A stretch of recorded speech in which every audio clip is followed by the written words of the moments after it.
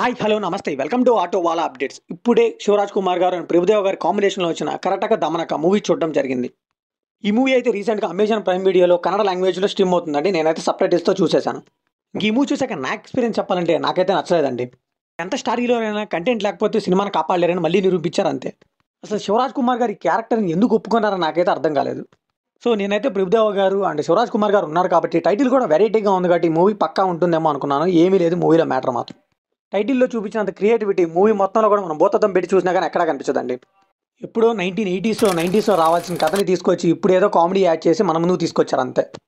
సింపుల్‌గా చెప్పాలంటే ఒక కరువు కాటకాల్లో పోరాడుతున్న ఒక ఊరిని ఇద్దరు ఖైదీలు ఎలా బాగు చేశారన్నదే మూవీ అంతా.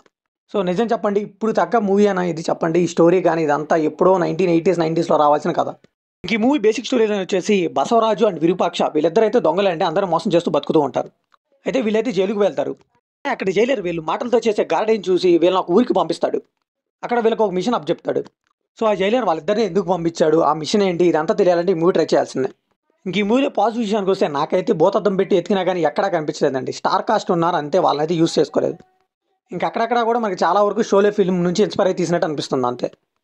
కొంచెం రిచ్ సినిమాటోగ్రఫీ కూడా పర్లేదు అనిపించింది. ఇంక ఈ మూవీలో నెగిటివ్స్ విషయానికి వస్తే స్టోరీయే చాలా పాత స్టోరీ అండి. దానన్నా కొంచెం కామెడీ వేలో కొత్తగా చూపించుంటే బాగుండేది. ఆ కామెడీ అయితే అస్సలు వర్కౌట్ అవ్వలేదు. అండ్ ఊరిని బాగు చేయడానికి హీరోలు చేసే పనులన్నీ కూడా చాలా సిల్లీగా అనిపిస్తాయి. ఒక్క సీన్ కూడా కామెడీ పరంగా అయితే వర్కౌట్ అవ్వలేదని చెప్పాలి. అండ్ హీరోలు సడన్గా మంచి వాళ్ళుగా మారిపోయి ఊరికి ఏదో చేద్దాం అనుకోవడం కూడా కన్విన్సింగ్గా చూపించలేకపోయారు.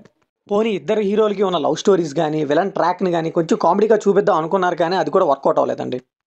బేసిక్గా వీళ్ళు పేపర్ మీద సరిగ్గా రాసుకోలేదు అనుకుంటే ఇంక స్క్రీన్ మీద ఏం చూపిస్తారు.